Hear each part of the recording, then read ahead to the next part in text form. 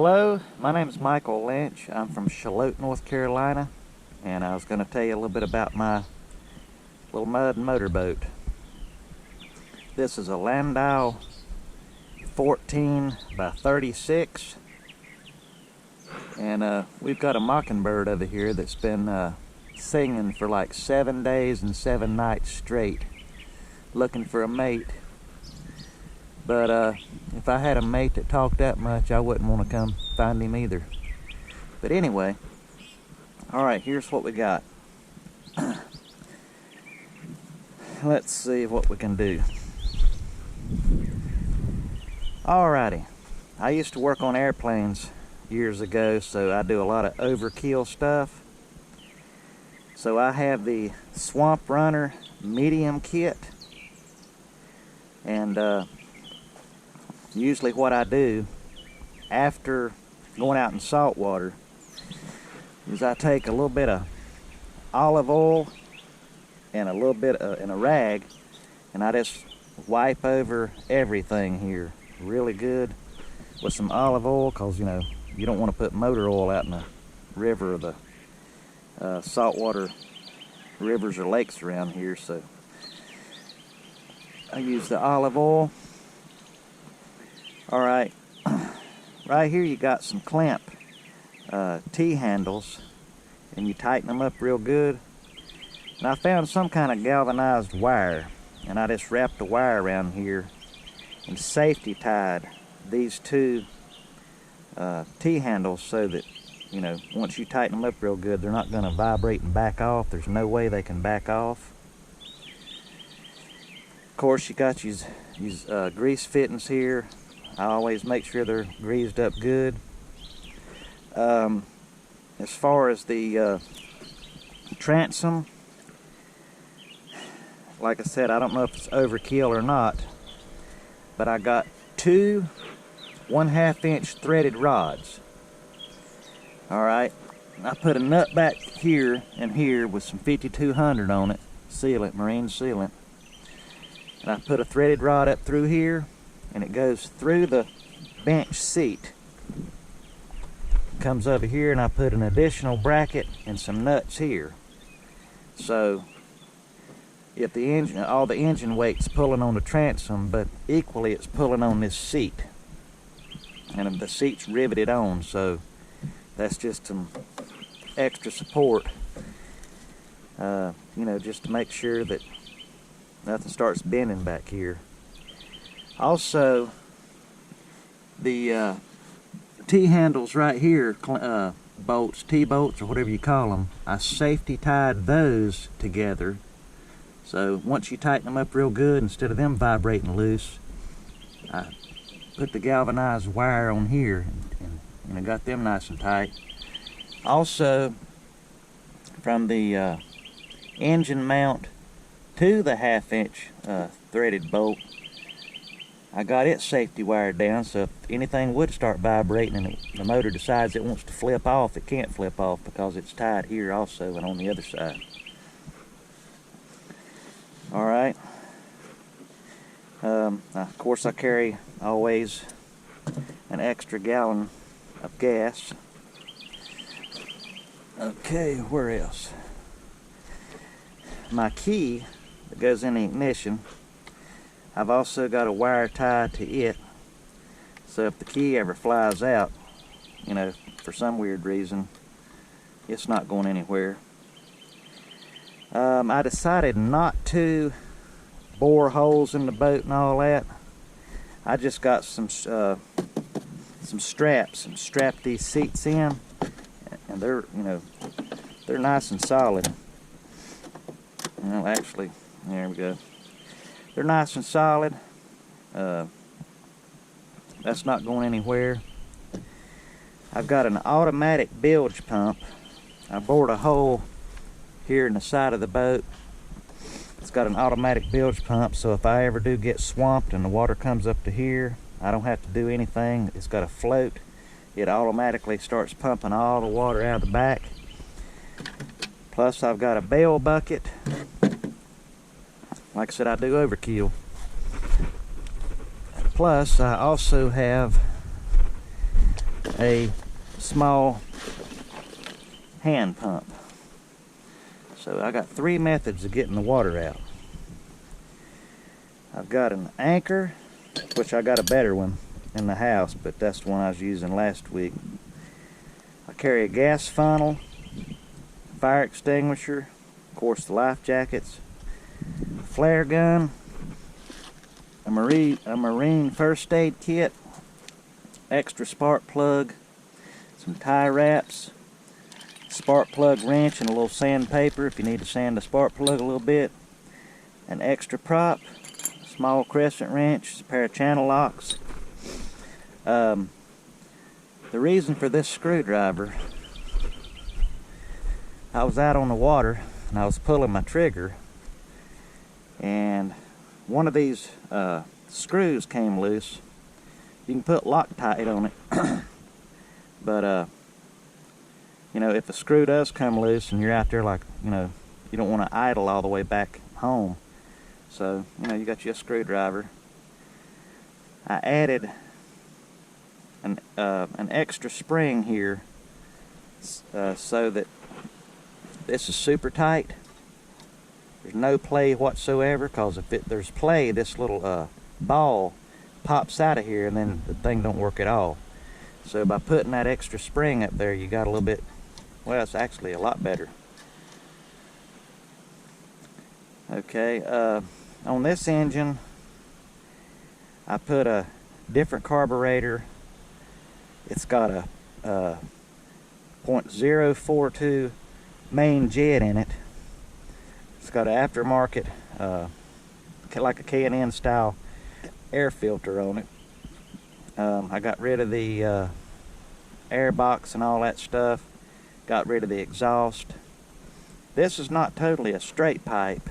I mean, it looks straight, but it is a muffler. So, you know, I didn't want it to be blasting too awful loud, so it flows a lot better than stock, but it's not straight pipe, so you can hear me 2 miles away. I got a gas tank vent right here, a small vent. I've got a crankcase vent right here.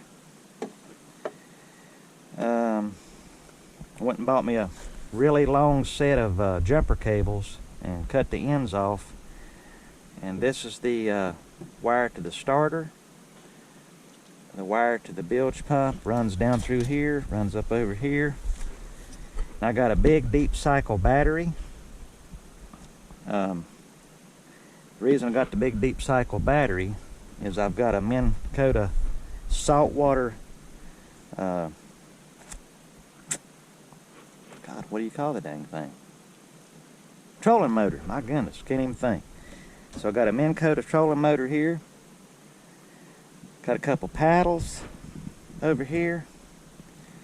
I went and got some, about 10 feet of 1.5 DWV, that's drain, waste, and vent, PVC drain pipe, 2 feet, well, roughly 2 feet each, and I made 1, 2, 3, 4, 5 fishing rod holders. And then I took some tie straps and just, you know, 2 or 3 of them and just tied it in so it's like really super tight. And like I said, instead of buying a bunch of fishing rod holders at some store and paying who knows what for, you can just buy a piece of 10-foot pipe, 1.5 PVC, and works great. Any fishing rod will fit right down in there. So this came out of my Ford plumbing van. I wasn't using it at all. I didn't see any point of you know, just throwing it out, so I stuck it right here, so when I'm standing in here and I'm holding my left hand on that, I can grab hold of this, you know, and just cruise right along and don't have to worry about flipping off or falling or anything. What else? Now, of course, that's the rope at the when you go to the boat ramp to hold on to your boat. I got to thinking, well, if I fall off the boat and I try to climb in on the back, I might swamp the boat with the weight of the engine and all that. So I took some Questpex water pipe and I made me a ladder. So if I fall off the boat in the wherever, I can stick my feet through here. Hopefully. I haven't tried it, but it should work. I can stick my feet in here and hold on to the boat and hopefully climb up to the top of the boat. I bought a heavy duty crank here. I got brand new chains and everything on it. Brand new lights on the trailer. New chains here.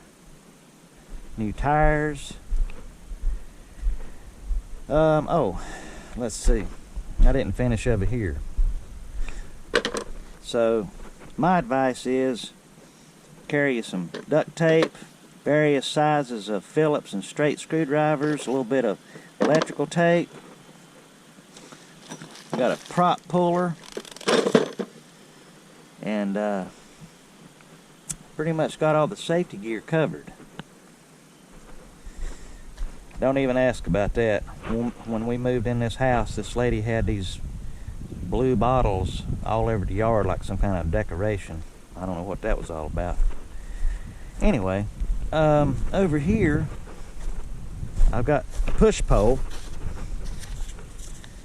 you know, for pushing yourself away, and I got some plumbing insulation, and I put on it, and I took it down to the river and threw it in the water to see if it would float, and it floats like a dream. So if you ever drop your push pole in the water, instead of it sinking to the bottom, it will not sink. And of course, that goes on the other end if you need it. And then I've got this strap here. I can put it in that hole over there and then tie it to the boat, and that way if you do drop it, you can reel it back in. What else about this boat? That's about it, I believe. That's just about it. Like I said, I got a little flotation device here. Got an umbrella over there that actually slides down into this hole right here. So if my wife's out here with me and she starts getting aggravated about the sun or whatever, I can slide the umbrella down in there, and it's, I don't know, it's yay big. It's just perfect for, you know, for her. I mean, I may need it too, but so far I haven't needed it.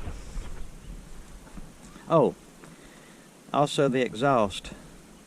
Just in case these bolts ever decide to start jarring loose, I've got a galvanized wire running here to the exhaust, so the exhaust might come loose, but it's not going to fly off in the water. I just tried to do everything as safe as I possibly could, and as legal as possible. Bought this big brown tarp, I think at Walmart or Lowe's or somewhere, the biggest one they had. I keep this black cover over the engine. I keep the tarp, of course, over the boat. It covers it perfect. And this clear plastic here, I wrap it really good around the handle and all around, you know, this bar. It comes up to about right here. So if it rains, it won't be pouring in your handle over here. And also, everybody's complaining on the internet about this handle just flying off. Like, I've seen guys on videos, the handle just flies off and they just chuck it. Like, man, this sucks. This handle won't stay on. Well, what I found out is, if you slide this handle off, you can use hairspray on it, like motorcycle guys do. Or, you can take some duct tape and put one round of duct tape around it. Just one round. And when you try to slide that on, it won't go. But if you take just a little bit of that olive oil and put on it, or a little bit of water, you can start easing it on and just start beating on it, and it'll go right up into place. And when that stuff dries, it ain't going nowhere. And that is not coming on. I had to beat it to get it on. it slid on about this far, and then I had to beat it the rest of the way. So that ain't coming off. Okay, well, that's my mud motor setup. Put me some carpet in here, and under the carpet I've got some 1/2-inch foam, like foam insulation. So when you're standing in here, it's like standing on a padded floor. It's real, nice and spongy. But anyway, I hope you've enjoyed this video, and like I said, I do overkill a lot of things, but had a lot of fun doing it. Oh, one more thing I forgot. I got a like a porch swing chain right here with a hook and another hook, and it's hooked to this 1/2-inch bolt, threaded bolt. And after you get to the boat ramp, you back the thing down in the water, you get out in the water, you take this chain and hook it to here and up to here, and it'll hold your engine just perfect. It's probably about this high above the water. You crank it up, take the choke off, let it warm up for just a second, get going, and then you just do this, and away you go. But I really like it because you just hook it on there like that. There's some people got a string tied from here to there, and that's alright. But this is a heavy duty chain. I think it'll hold like 300 and something pounds or whatever. It'll hold 2 really large people on a porch swing, so maybe 500 pounds. I don't know, but it's pretty darn strong. Well, for the last time, I really hope you enjoyed this video, and I can't wait to get this sucker out. Hopefully, well, it's supposed to rain maybe this weekend, so I don't know about this weekend, but I'm ready to rock and roll. Alright, see you guys. Peace out.